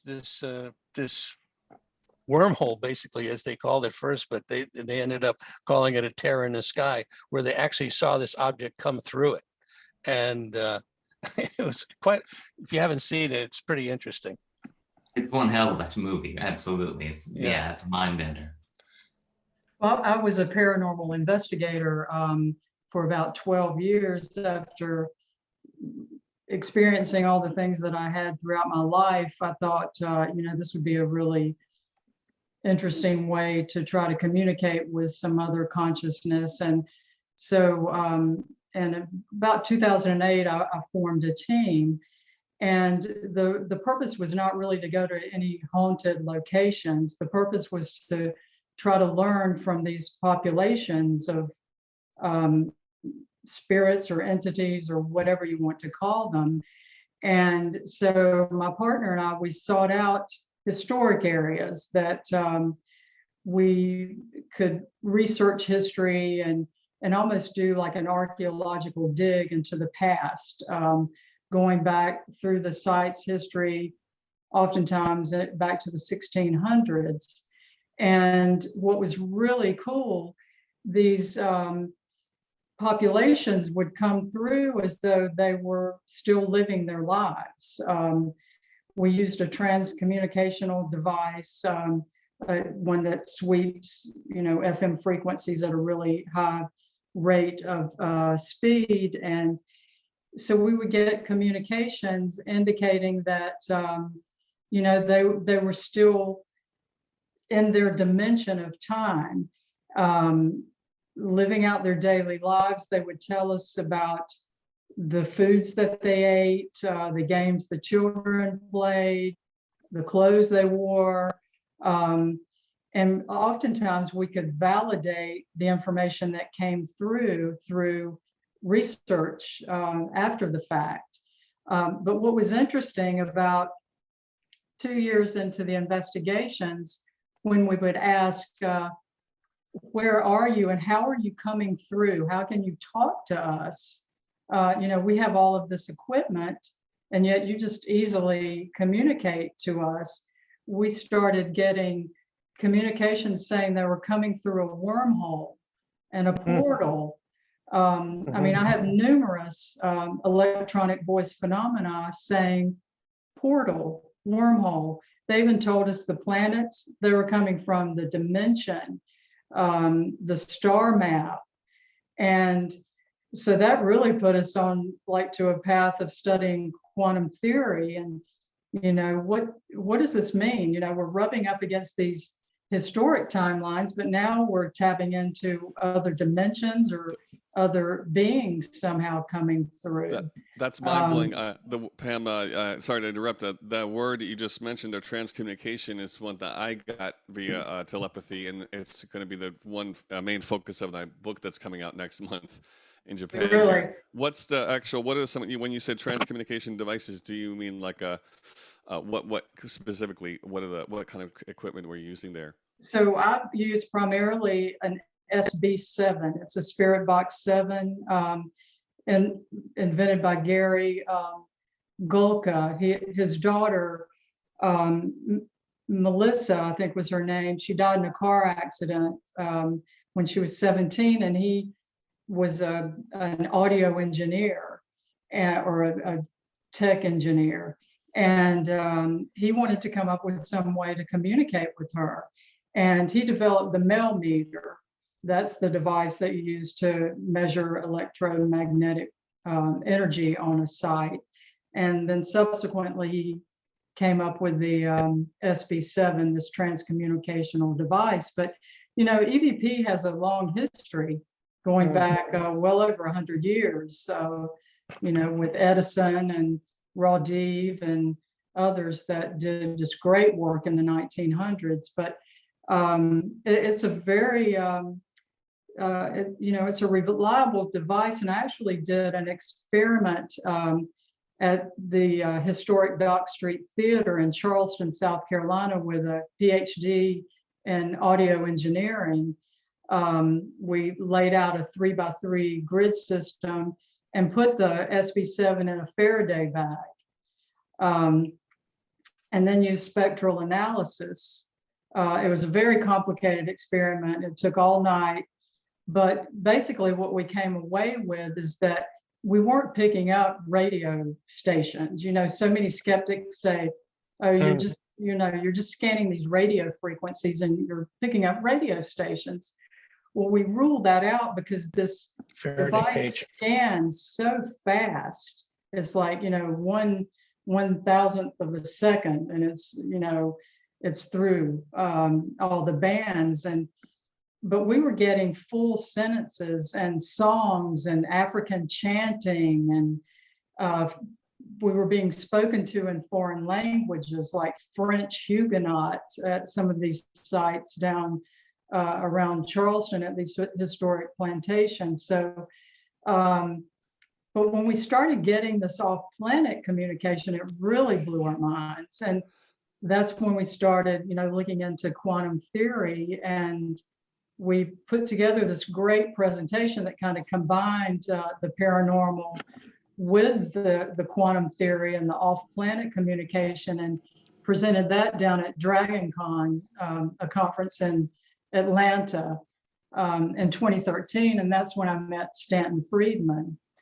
And he sat in on the presentation and was just blown away by the scientific approach to the paranormal, and subsequently introduced me to Kathleen Martin, and that's how I ended up at that site in the Cape Fear River Valley. But yeah, they clearly said they were coming through a portal. That's amazing. And with the same experience, with the same equipment, you have the, you know, what was formerly known as a spirit box and ghost box that can also communicate with ETs. That's amazing. A lot of people in the CE5 community are using the magnetometers in a similar way. And we've also done, Peter has that Ouija board behind it. We've done, you know, the table tipping, which is really amazingly accurate from, using that to communicate with ET guides as well. Well, guys, I got to go, but since we're talking about this communication with ETs, I want to open it up before I go to something controversial. I know Brandon's into the extra land thing. I am by far not a flat earther, but I don't believe in the traditional model of space. I don't believe in anything NASA is sending us. And where that leaves us is, I don't know if there are aliens coming from different planets, or if it's different realms or different dimensions or different planes of existence or different frequencies. That is my own perception that I have no idea. I want to open this up to everybody before I head out. What do you guys think? Do you guys think these guys are coming on tin cans from different planets, really, across the galaxy? Or is it just different planes of our perception, different frequencies, different dimensions, different dimensional realities, whatever you want to perceive it as? I'm going to open it up to that. And thank you, Brandon, so much. Sorry, I got to take off a little early, but thank you so much for having me on. I had a great time. Tell the better half we said hi. Thank you, Chris. I will. Nice job. Way to drop the flat earth bomb and bounce. Great. Yeah, baby. Thanks. Great point. Anybody want to touch on that? Because, you know, the extra land bit, traditional model of space, all this kind of stuff is something that's in conjecture if we're talking about, you know, things traveling from Zeta Reticuli. I mean, if I was an interdimensional traveler, or if I was just on the other side of an ice wall and there's a bunch of extra land out there that they're not telling you about, I'd want you to think I came from Zeta Reticuli too, so you'd stay out of my yard. You know what I mean? It's not meant for you. That's why we have you here in the Hunger Games area, because you got stuff to learn here. And extraterrestrial just means extraterrestrial, just means other land. It doesn't necessarily mean another planet. And I love this concept. I can go off on this all day long, but I'm going to open it up to you guys. What do y'all think?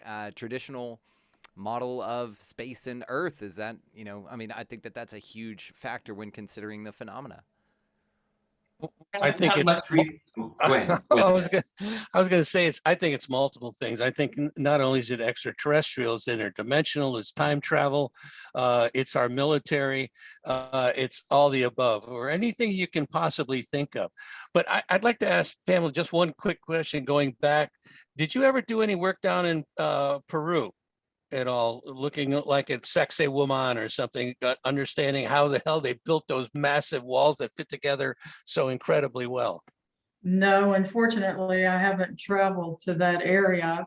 The I guess closest research I would have done was into some of the Mesoamerican sites, further up from that area. Okay. Um, Yeah, And- I'm sorry, I didn't run, but I had to ask that question of you before we went on. Sorry. One of the arguments for this, and Pam, you nailed it earlier, Sacsayhuaman is a great one, but Mohenjo-Daro, Göbekli Tepe, all of these things, to where, yes, it could have been, and Dave, to what you said, man, this kind of brings it full circle here, that I've affectionately referred to this idea as speed dating with Gaia, right? And so it's like basically humanity or whatever round of entities gets a certain amount of time here. And it's marked by this clock in the sky that we call the zodiac. And this precession of the equinoxes may be what that is. And on these long scale cycles, perhaps you get a certain amount of time here and then something physically vacates everything from here, or at least most of it. And then you're left over with some mysterious, what we would refer to as monolithic structures. And perhaps somebody came along and found the base, of Baalbek, let's say, for instance, and then built a Roman temple on top of it. So they're like, oh, this is perfect, and this idea of like Tartaria, and this idea that there was something that happened here physically on this place with people about the same height as us, maybe a lot larger. This is also where the idea of Devil's Tower and multiple other mountains, by the way, being ancient, old, huge trees, like what they say in, what is that movie? Avatar, where it's like that Avatar is not another planet, it's this place, whatever it is, in another time, on another speed dating round with Gaia. And perhaps that's why we're able to communicate with these things so seamlessly. And maybe also this is why the dimensional realms, like that it's all here because there's nowhere else to go, right? But the idea that if we're the only ones here, it'd be a huge waste of space. I think wasn't that Frank Drake that said that? It seems like maybe there's a lot to that, perhaps just above us, because we can't physically fly. I know Pam can, but we can't.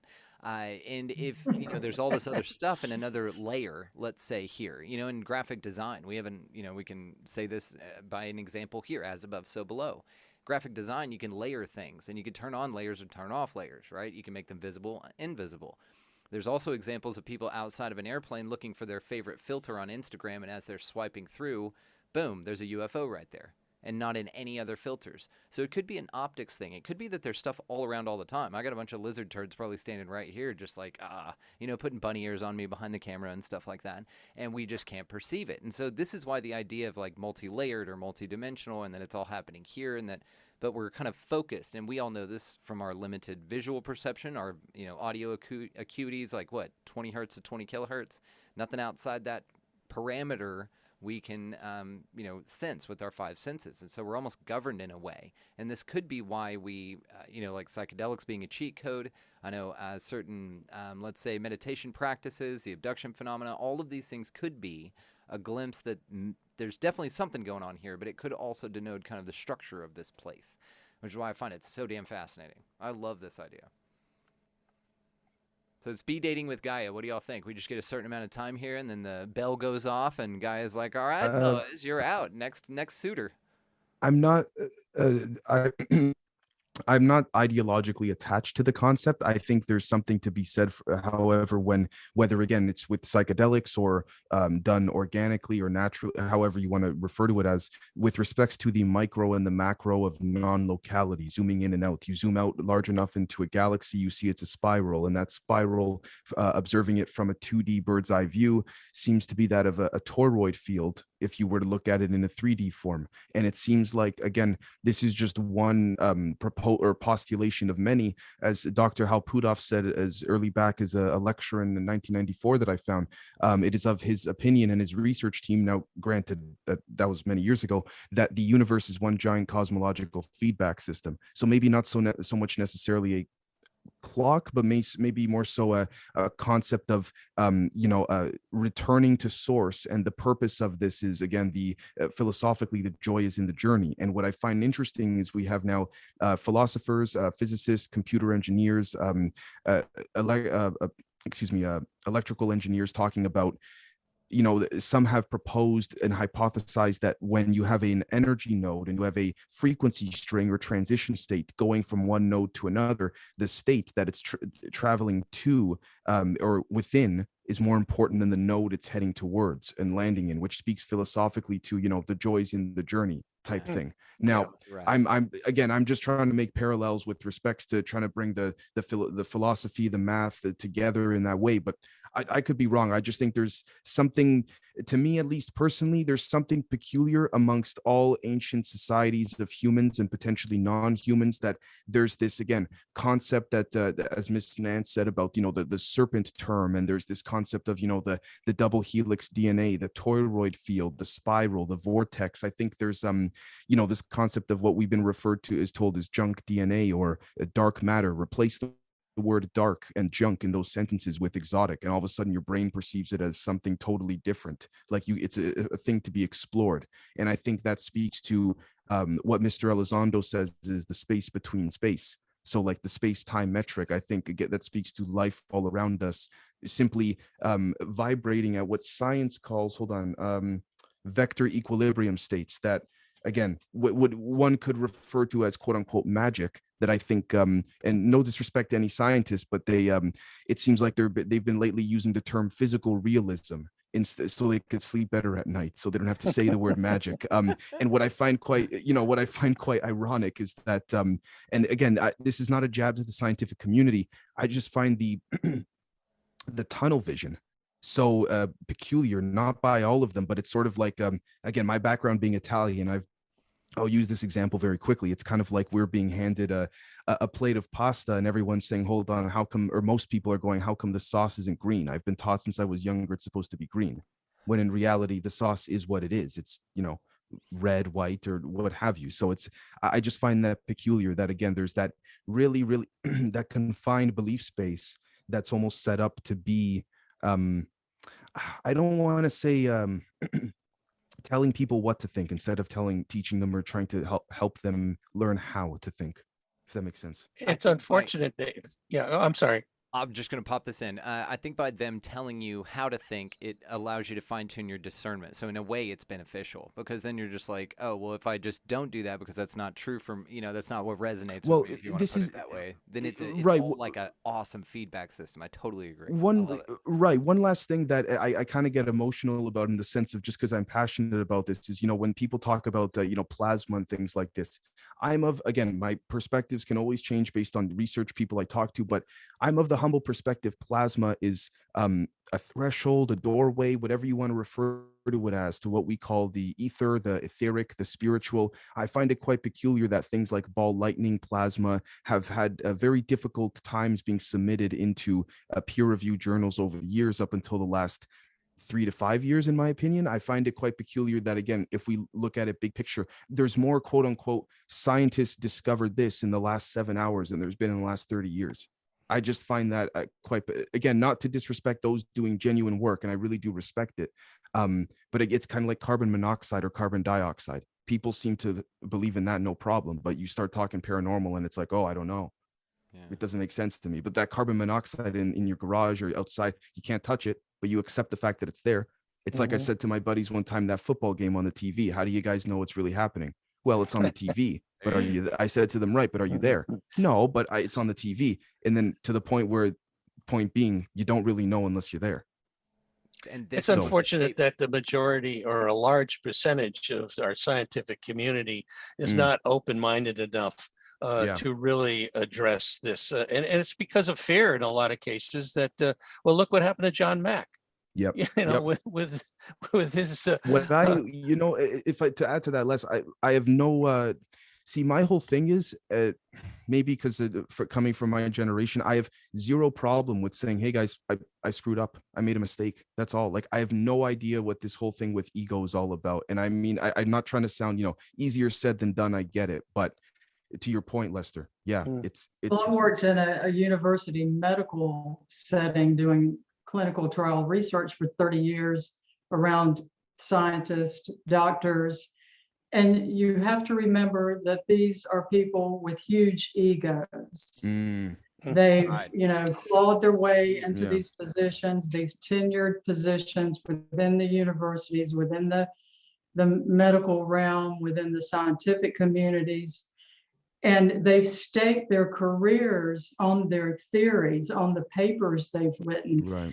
And they're not going to back down. They're, these old guys, these old women, they're not going to back off of what they purport to believe, even though maybe they really know something else is going on. they're not going to admit it. It's going to take the younger scientists, the younger doctors, the younger explorers to bring, you know, everyone up to this new way of thinking. You're not going to get it out of the old community. I hear you. What's so Yeah. interesting about that too is that they'll get shut down by people. They'll say, "Look, he's like 2 years out from retirement. Just hold your research because it Yeah. negates everything that this guy did, and it could Yeah. change everyone's life overnight, right now, with this research." But they're like, "Hang on, he's not dead yet." This is another thing they'd Yeah. say about the government and the cover-ups and all of that stuff with NASA and all of that. Great note, Pete, on Never a Straight Answer. I love it. We don't have time to go into it on this one, but we'll do another one. So it's this idea that just like this is how you're presented, and you can't talk about it until all the people are dead, and that's when the truth will come Yeah. out. Which is Yeah, I just think kicking the can Max down the road. Max Planck said that many moons ago.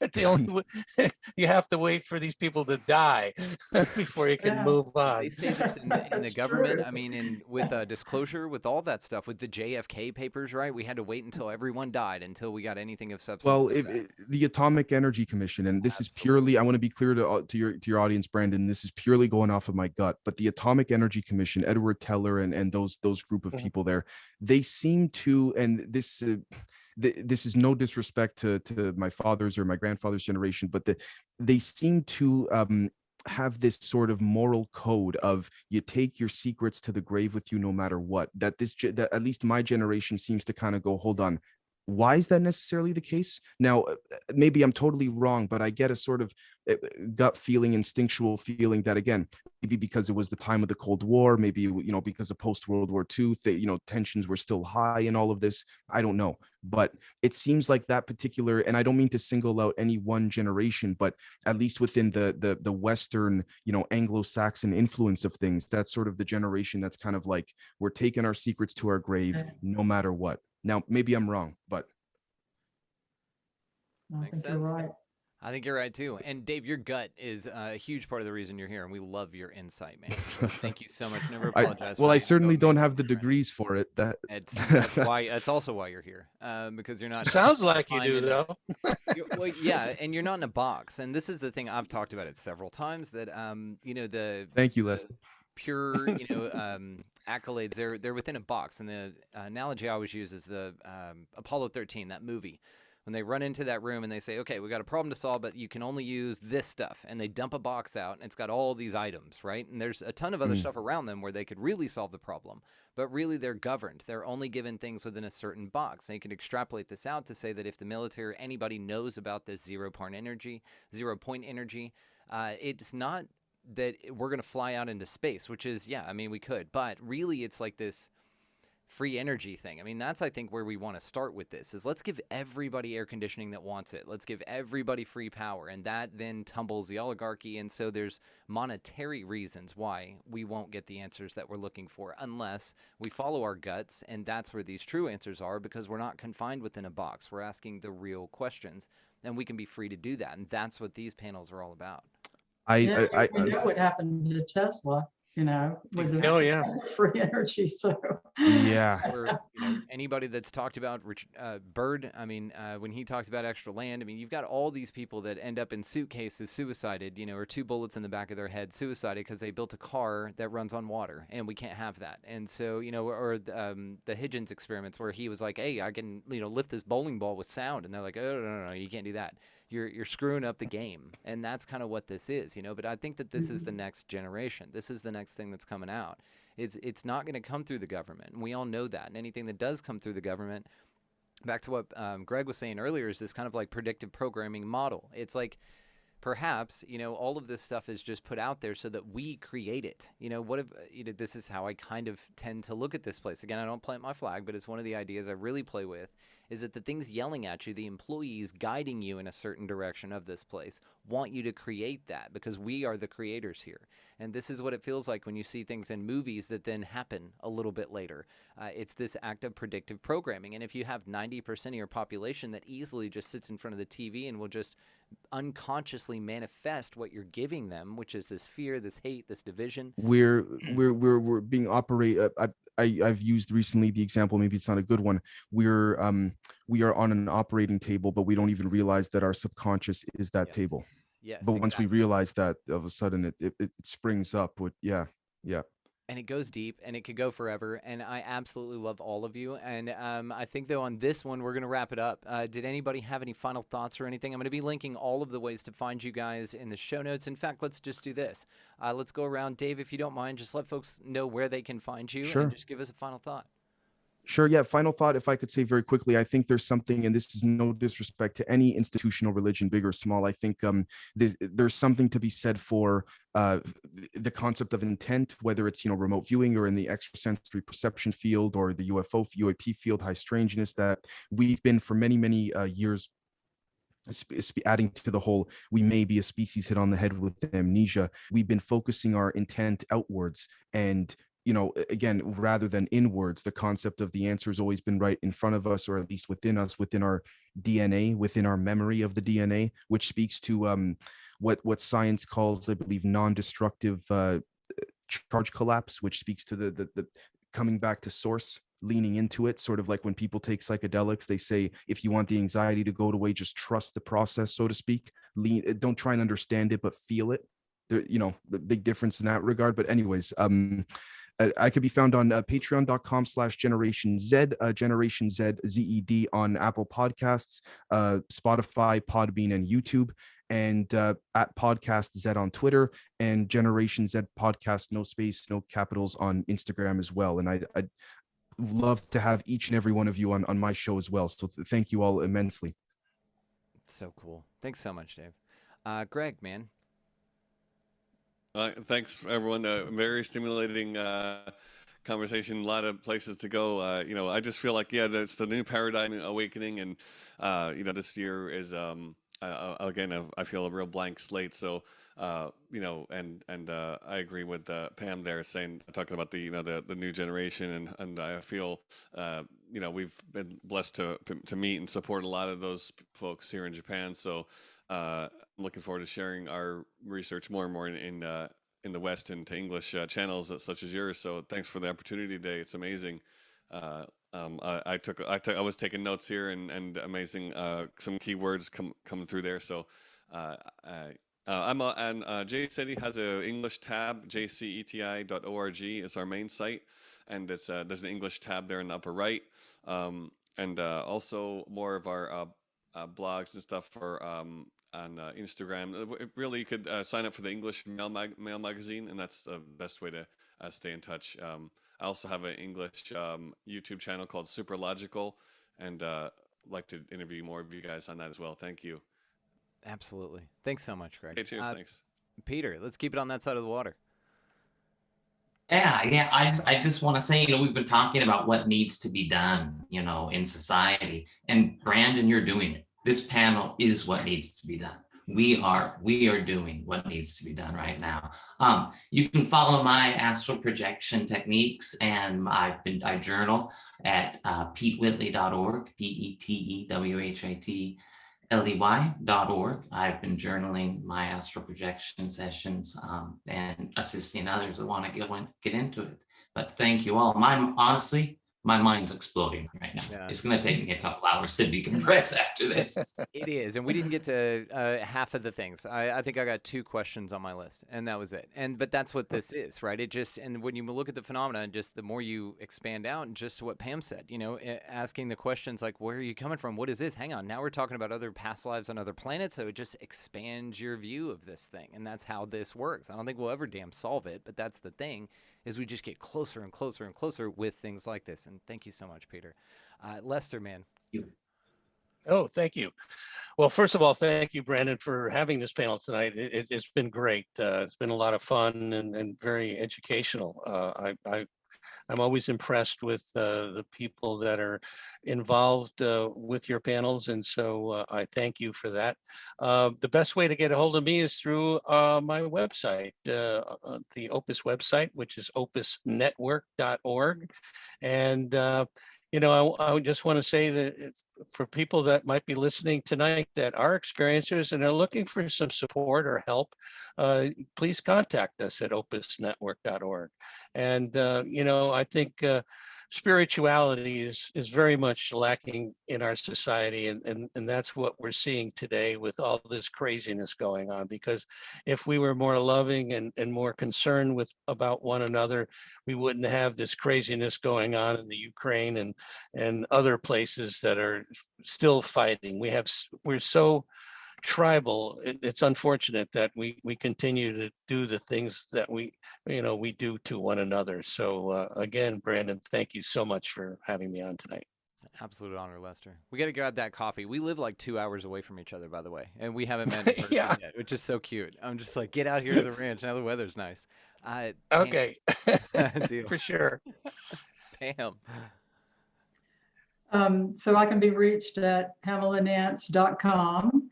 And I would just like to also thank you, Brandon, for inviting me to participate with such a great group of folks and such stimulating conversation. And I would encourage all the listeners to just keep exploring and reading and reaching out and thinking, beyond their everyday lives, that there's so much more to our existence here on planet Earth. And we, in small increments, as we share and reach out to one another, we can raise the consciousness, I think, for everyone and for our planet.